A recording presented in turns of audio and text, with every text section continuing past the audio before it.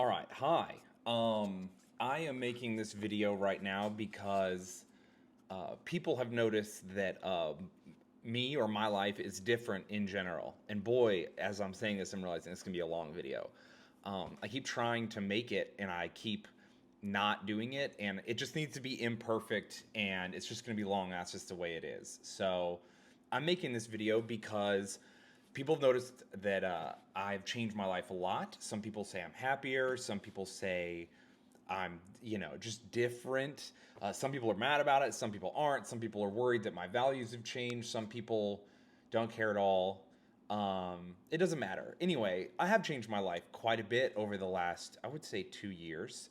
And so I want to talk about that on the off chance that one, you care or are interested, and two, that the way I've changed my life could help you because I think it might. I wasn't necessarily the unhappiest person before, though I did suffer from a lot of depression at times, but I have a new type of happiness now that I would just characterize as fulfillment. The last 2 years of my life have been some of the hardest 2 years of my life, and yet there's an undercurrent of really joy that I've had, despite some horrifically bad decisions and things that could have derailed me or and hurt me and others immensely. But and yet here I am, pretty fulfilled, doing well and doing my best. And I don't know. I want to talk about the changes I've made and where I'm at and how I got there, and hopefully that's a good thing. Okay, so in the interest of authenticity, I'm just gonna go be upfront and say I wrote this out and I'm gonna read it for the most part. So you guys know that I am. It looks like I'm reading because I am, but you know, I just want to make sure. I don't know. In the interest of authenticity, everyone knows what I'm saying. It makes sense. So I'm gonna read what I wrote and sort of freestyle it a little bit, and then I'm pretty sure my message will get across and we'll be good. So about 5 or 6 years ago, I moved to New York City. I was just starting to make a little bit of money after living a life of like extreme poverty for about 31 years of my life. Really, I wasn't doing great. No college, no high school. Working terrible 9 to 5s, like $8 an hour, and I wanted to pursue comedy completely in a place that made sense since I was doing well. And since I hate LA so much, and Austin wasn't even a comedy city yet, I chose New York. During this time of my life, I was like moving forward in my worldview towards extreme leftism and progressivism. Now, to be clear, leftism has tons of merit. It does. Progressivism, maybe not so much when it becomes a weird dogma. So this is a theme that we'll move forward with. I was consuming like a lot of literature, an incredible amount. Literature, content. I had a lot of opinions, but no one to share them with in Utah because my friends in Utah didn't care about this type of stuff. And they still don't. And most people don't. And so I just had no one to share all these like interesting, crazy thoughts I was having and things I was reading. And I was kind of like an edgelord, and I wanted to be anti-mainstream, and I wanted to be anti-establishment. I guess it's like my punk rock roots or whatever. And so, because of all this, I was getting involved with things like the Satanic Temple, which at the time was like a political organization with heavy metal aesthetics. And I thought that was awesome. And I was like tentatively atheist after a life of consuming Christopher Hitchens and Sam Harris and thinking I was smarter than everybody. And I moved to New York City, and that's where my leftism and progressivism especially reached this like fever pitch, you know? And I had a political show with a great friend of mine, Corinne Fisher, and was somehow left of her, despite the fact that she's like an OG pro-sexual revolution podcast haver. Like, she's the original like pro-sex podcast. She made that. Everyone's copying her. And she's a raging feminist liberal, like the most hardcore. Trump won this last time, and she made an open letter to men. She's not messing around. At this time of my life, I was espousing all of my like leftist and especially progressivist views publicly. And I was like living the lifestyle that comes along with those values. Okay, so what do I mean by living a life with these values? That is to say, a wildly hedonistic lifestyle where pleasure and the self is the center of everything, you know? I pursued becoming medicated for perceived mental health issues I had, that I was encouraged by so many people online. Well, if you have X, Y, and Z symptoms, then you must be these things, and you're a part of a marginalized group now, and you need to do this and this. And I went to a doctor, and of course I just said, hey, I kind of feel this way. And the doctor was like, here's all these controlled substances, have fun. Like, so easy, way too easy to do. I went to a lot of therapy, and I have had great therapy. EMDR therapy is real and incredible. Group therapy is beautiful and good. Couples therapy, I think, can be awesome. And therapy itself can be great. But what I kind of had in my experience of therapy was just a person who listened to me and encouraged anything I wanted to do, really. I mean, your therapist, they weren't outright telling me I was doing bad things. They were encouraging me to keep living this hedonistic lifestyle in a way by just being like, yeah, your feelings are valid. Not all feelings are valid. That is fake and not real and sucks. So I know I'm losing people already by saying that, but it's true.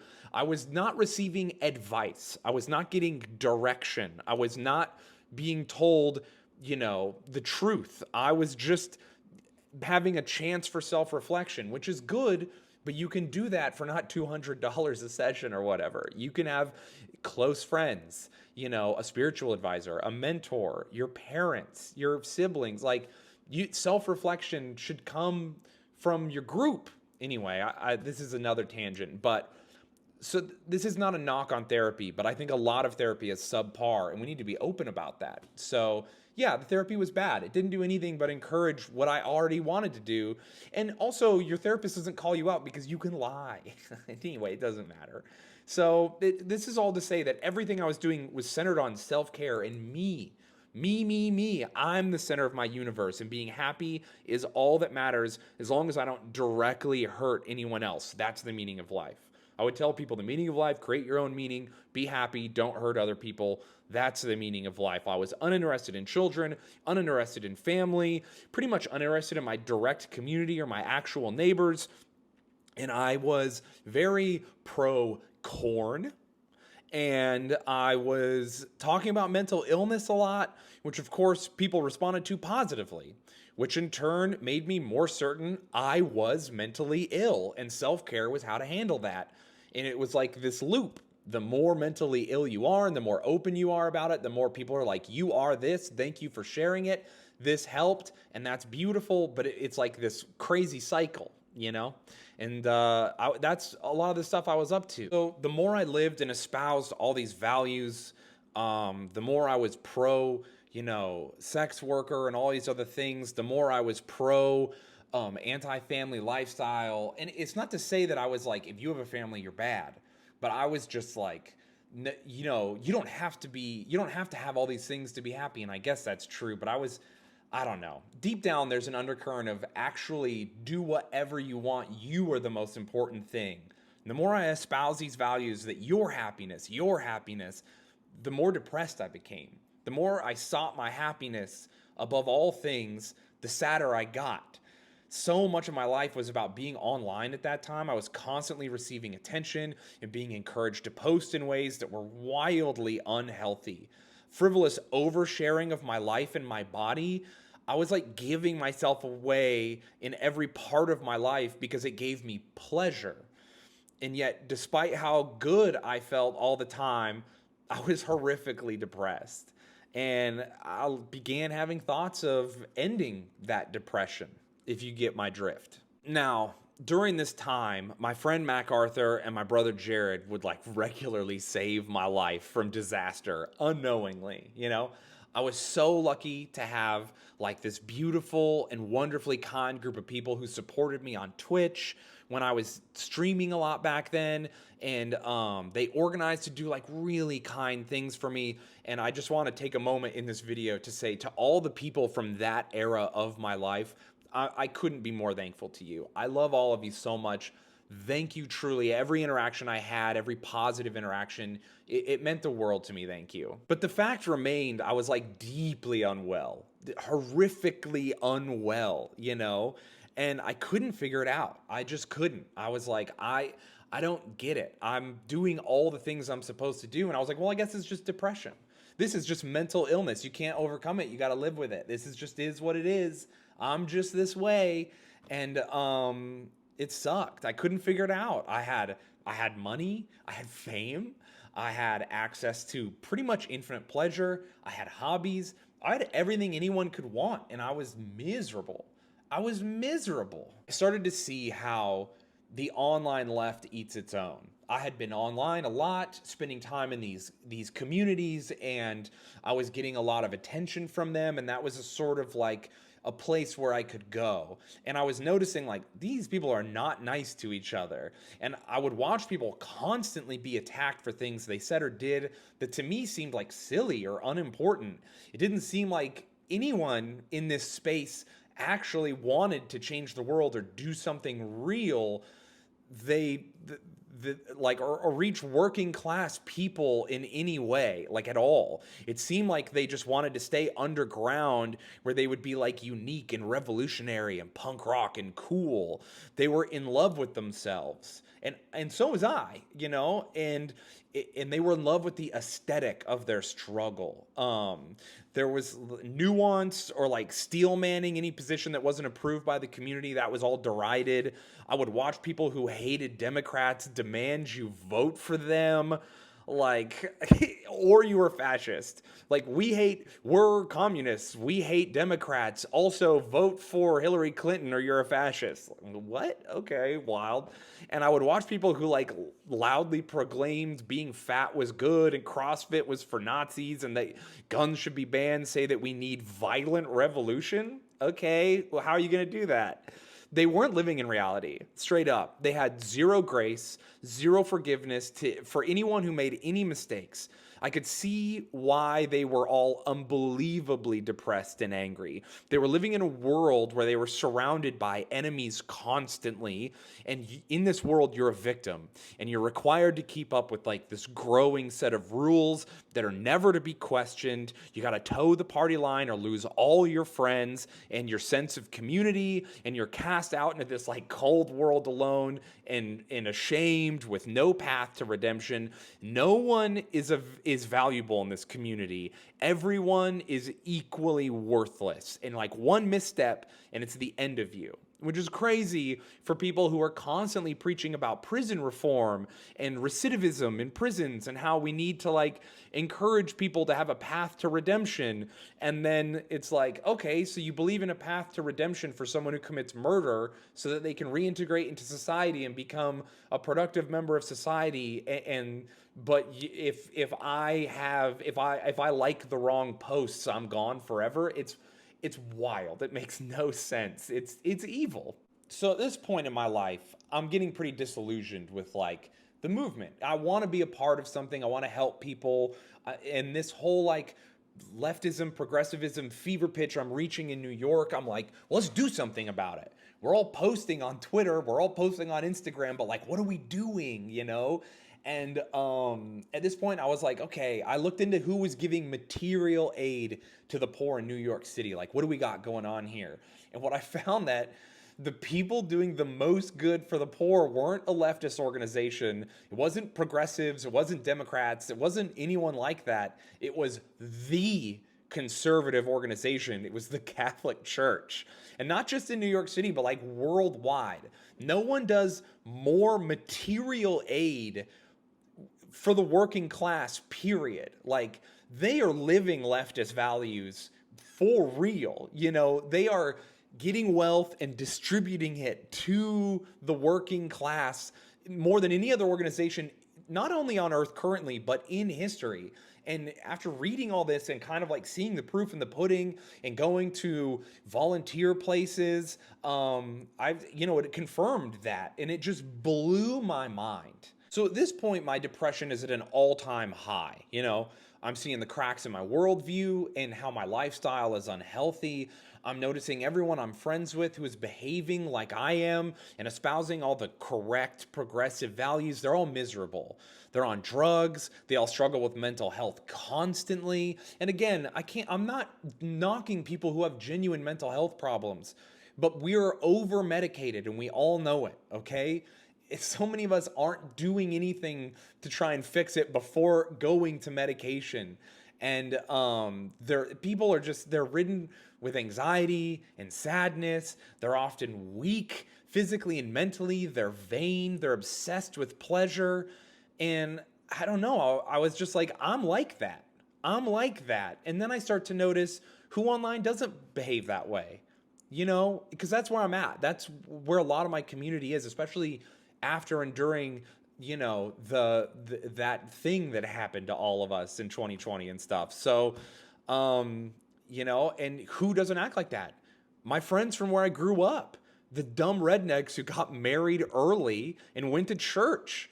Like, despite hardships or struggles, they seem by and large happy, but most importantly, fulfilled. They really loved the things in their life. They weren't victims. Even if they were poor or disabled or different in a lot of ways, they were proud of themselves and their family and their community and their country. Not only that, but instead of being mad about working class issues and just raging about them, when they have no means to fix systemic things, and this is to say they don't vote, they do, but like they were focused on helping their neighbor. They were focused on living out their values, being kind to the people they directly interacted with. They were converting their worldview into daily praxis. And online people are always talking about praxis, but my conservative small town friends are doing it. They don't have to talk. They don't even know what praxis is probably. And they're doing it, The community they interacted with is real, not online. And they were willing to fight for it. No talk, no social cannibalism, no shame, just like hard work and respect. And man, that is appealing. So at this point, I'm coming to grips with how badly I messed up. And my frustration and my anger towards an admittedly terrible system, I became focused on my rage and channeled that into a community that told me I was right to be angry. I should rebel against the status quo by rejecting virtue and my neighbor who doesn't agree with me. And I was right. And how dare they push their morals on me? How dare people ask of me, I'll destroy the system, I'll destroy everything, I'll burn everything to the ground, and I'll rebuild it how we all think it's correct, how we all think it's right. And this is a fantasy. It's a complete fantasy. There will never be a communist revolution, and no one on the left values strength enough to do anything that would need to be done. Straight up. I was living in a fantasy, and when you pursue fantasy, reality becomes the enemy, okay? When you live in a fantasy world, reality becomes your enemy. I can't say that enough times. I didn't need reality. That was where Nazis live, right? I was in the bubble. And I realized at this time, I have to leave this bubble and start living in reality, because that's where actual people live who need help. So I started changing my lifestyle, and I started slow, I tried to stop watching porn. I was trying to give women my attention less and less. No more political podcasts. I quit that. And I slowly started entertaining ideas and looking into opinions I used to outright dismiss without researching them, At this point, I got a few opportunities to be what would considered conservative events, okay, or shows. And wouldn't you know it, they were wildly kind and supportive of me. Even when I would tell them I was a leftist, they would still invite me, still talk to me like a human being, still hear me out, still disagree with me respectfully, and continue to be my friend. And I was like, man, how is it that the racist bad guys are kind? And the more I looked into it, the more wildly diverse this like group of conservative evil people were. They were actually a lot of poor and working class people of all religions and races. While in New York, I'm looking around, and on the right or on the left online, I'm looking around, and pretty much everyone or the giant majority of them seem to be white, rich, upper class, college educated people, or like in, what in the world? So, of course, my life started to improve, and so did my mental health, like a lot, noticeably. I discovered I was misdiagnosed by a psychiatrist. They told me that I had a condition and I didn't, and it was a whole thing, and it like really affected my life. So I got rid of that mentality, that victim mentality I had, and that whole thing. I stopped taking medication. I reprioritized going outside more, and that's when I started surfing like way more and enjoying nature just to enjoy it. I was feeling incredible. I was doing great. And at this point, I started to consider that if I was wrong about all this stuff, like maybe I was wrong about other things. What if God is real? And I started making jokes on my podcast about like becoming religious at the time. And at that point, I decided I was a theist.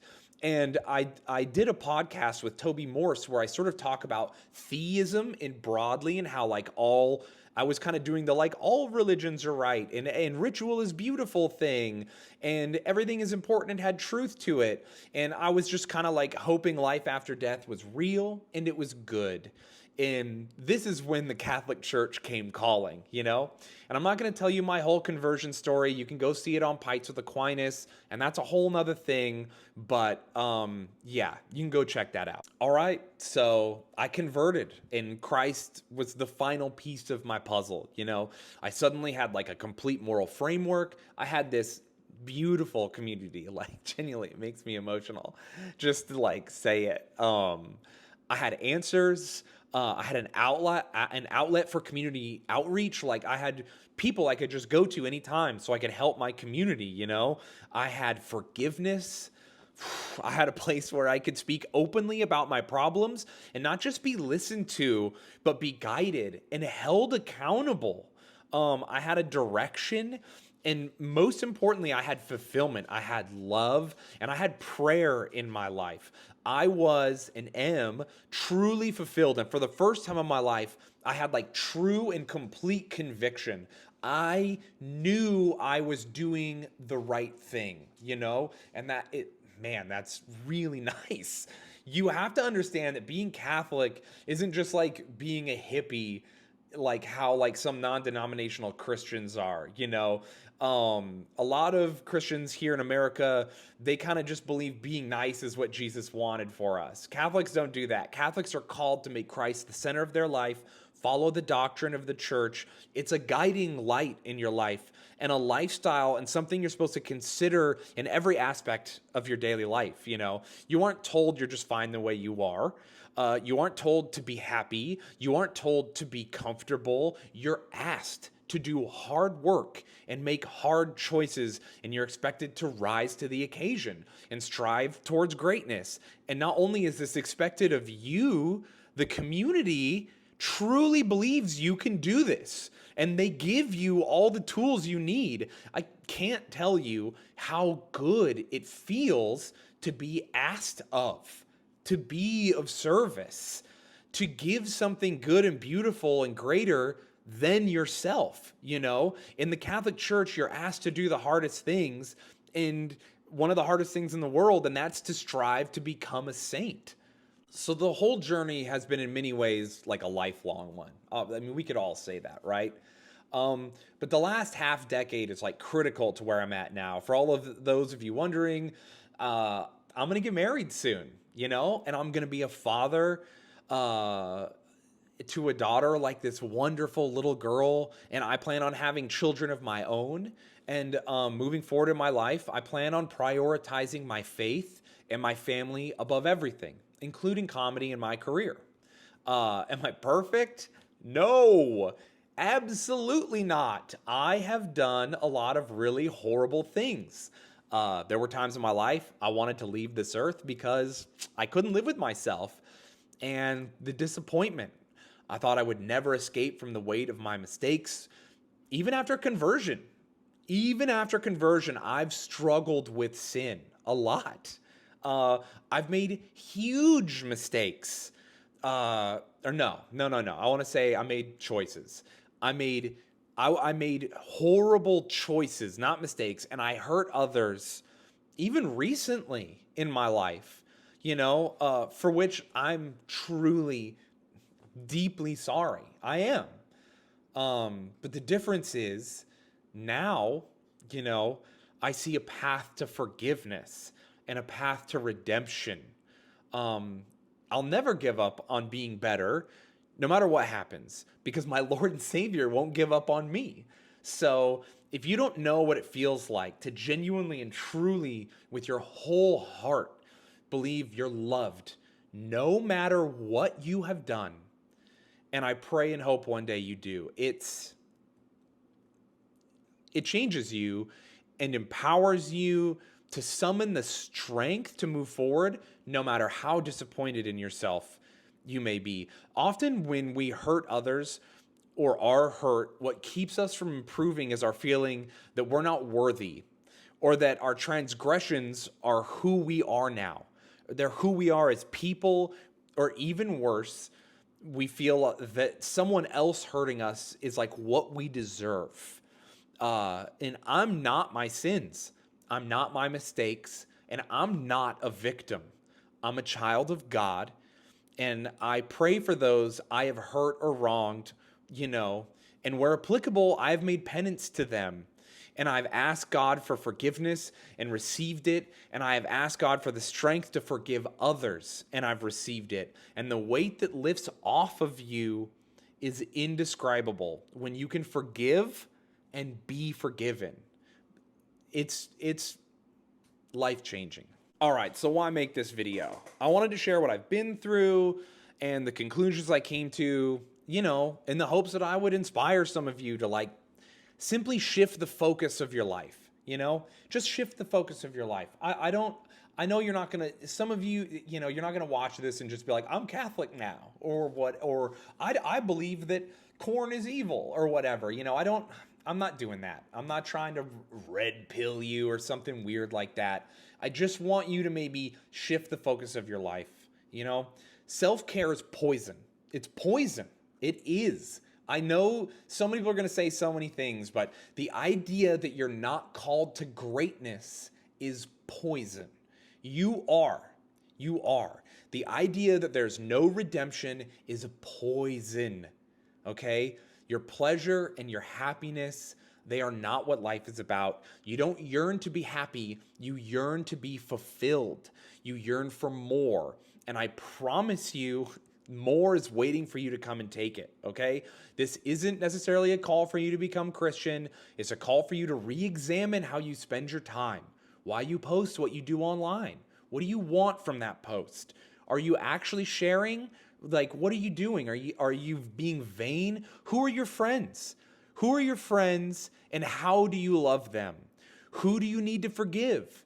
And do you need to forgive yourself? It's a call to stop chasing comfort. It's a call to stop chasing pleasure and to deny your lower self. Pursue virtue and love others, and please consider caring for your soul.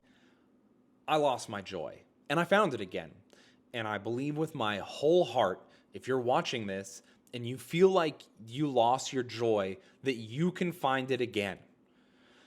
Love those close to you. Love those in your neighborhood. Love those in your community. Love through your actions right now. No talk, no donating, no posts, no donating and forgetting is what I want to say. Don't just donate and forget. No posts about it. Give yourself away. Give yourself away to people freely and without restraint. It's not self-care you need. It's to pour your love out into other people with recklessness that would scare your former self. I know the argument others will make against me that they should do both and there's a balance because if you don't do self-care, you can't help others. But that's a smokescreen for the selfish rhetoric people spew. It is. They are afraid of being tired. They're afraid of giving up comfort and pleasure. They fear confronting their vanity. They fear the work, and they fear the reality of their weakness. You are not afraid. You are capable and strong deep down, and you know it. Give yourself away. Prioritize others, but do it with no desire for anything in return. You are infinitely strong in your love, and you know that, okay? Destroy yourself if that's what it takes. Love in the face of adversity. Help others in the face of exhaustion. Be who you know you are, and you will find the strength to do it. I promise you. So, I don't know. I think that's what I want to say.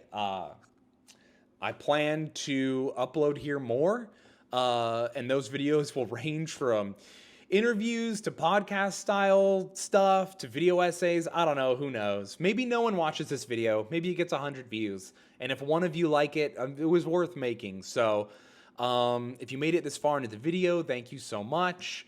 And I'm going to leave you with a quote from Saint Teresa of Calcutta, okay?